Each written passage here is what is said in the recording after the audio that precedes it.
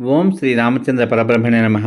భగవద్బంధువులందరకు హృదయపూర్వక నమస్కారాలు. ఓం శ్రీ రామచంద్ర పరబ్రహ్మణే నమః. ఆపదామపహర్తారం దాతారం సర్వసంపదాం లోకాభిరామం శ్రీరామం భూయో భూయో నమామ్యహం. ఓం శ్రీ రామచంద్ర పరబ్రహ్మణే నమః. శ్రీ వాల్మీకి రామాయణము 4వ కాండ అయిన కిష్కింధాకాండ ఎందలి 14వ సర్గ ఎందలి గల 1వ శ్లోకం నుంచి 22 శ్లోకముల వరకు గల అన్ని శ్లోకముల యొక్క వచన భావసారాన్ని వాలిని చంపుతాను అని రాముడు సుగ్రీవునకు మరల మాట ఇచ్చుట, సుగ్రీవుడు ఘోరంగా గర్జించుట అనే కథగా విందాం. సుగ్రీవుడు ఆ అరణ్యం మీద అంతటా దృష్టి ప్రసరింపచేసి చాలా క్రోధాన్ని తెప్పించుకున్నాడు. సుగ్రీవుడు శబ్దం చేత ఆకాశాన్ని భేదిస్తున్నట్లు వాయు వేగం చేత ముందుకు పోతున్నా గర్జిస్తున్న పెద్ద మేఘం వలె ఘోరమైన ధ్వని చేస్తూ వాలిని యుద్ధానికి పిలిచాడు. సుగ్రీవుడు అప్పుడు పనులలో సముద్రుడైన రాముని చూసి ఈ విధంగా పలికాడు. వాలి నగరమైన కిష్కింధ చేరాం. దీనిని వానరులు వలవలే అంతటా వ్యాపించి కాపాడుతున్నారు. దీని ముఖద్వారం పరిశుద్ధమైన బంగారంతో నిర్మించబడింది. ధ్వజములతోనూ యంత్రములతోనూ నిండి ఉంది. రామా, వాల్ని చంపుతాను అని నీవు వెనుక చేసిన ప్రతిజ్ఞను తగిన కాలము లతను సఫలం చేసినట్లు చెయ్యుము అని పలికాడు. రాముడు సుగ్రీవుని మాటలు విని అతనితో ఈ విధంగా అన్నాడు. లక్ష్మణుడు నేల నుండి ఓడబెరికి నీ కంఠమునందు కట్టిన ఈ గజ పుష్పలత నీకు ఆనవాలుగా ఉంది కదా.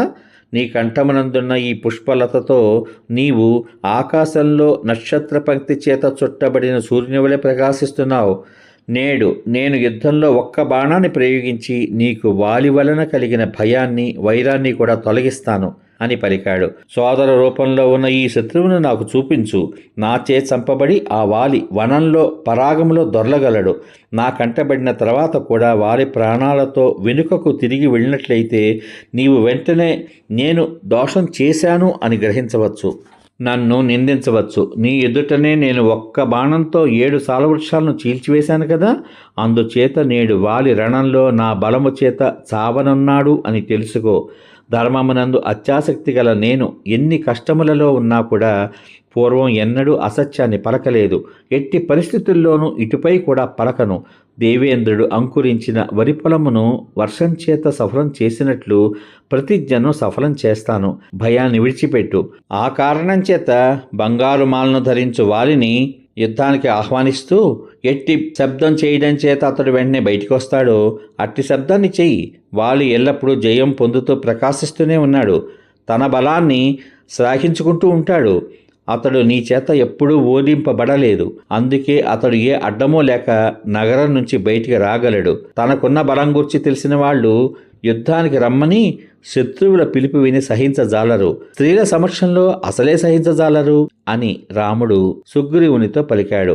బంగారము వలె పచ్చని వర్ణం గల ఆ సుగ్రీవుడు రాముని మాటలు విని ఆకాశాన్ని బ్రద్దలు కొడుతున్నాడా అన్నట్లు క్రూరమైన శబ్దంతో ధ్వని చేశాడు.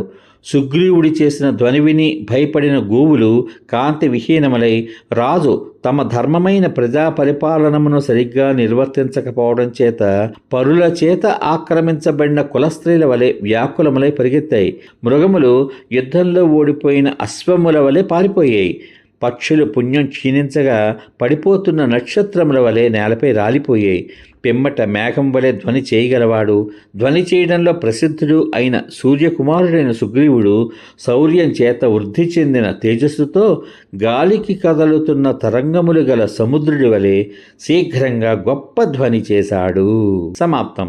ఇంతవరకు మీరు శ్రీ వాల్మీకి రామాయణం 4వ కాండ అయిన కిష్కింధాకాండ ఎందలి 14వ సర్గ ఎందలి గల 1వ శ్లోకం నుంచి 22వ శ్లోకం వరకు గల అన్ని శ్లోకముల యొక్క వచన భావసారాన్ని వాలిని చంపుతాను అని రాముడు సుగ్రీవునకు మరల మాట ఇచ్చుట, సుగ్రీవుడు ఘోరంగా గర్జించుట అనే కథగా విన్నారు. రేపటి భాగంలో శ్రీ వాల్మీకి రామాయణం 4వ కాండ అయిన కిష్కింధాకాండ ఎందలి 15వ సర్గ ఎందలి గల 1వ శ్లోకం నుంచి 31వ శ్లోకం వరకు గల అన్ని శ్లోకముల యొక్క వచన భావసారాన్ని సుగ్రీవుని అరుపులు విని వాలి యుద్ధానికై బయలుదేరి వస్తుండగా తార అతనిని నివారించుట అనే కథగా విందాం. ఓం శ్రీ రామచంద్ర పరబ్రహ్మణే నమః. శ్రీరామ రామ రామేతి రమే రామే మనోరమే సహస్రనామ తత్తుల్యం రామనామ వరాననే. ఓం శ్రీ రామచంద్ర పరబ్రహ్మణే నమః. సర్వే జనా సుఖినో భవంతు. శుభమస్తు. స్వస్తి.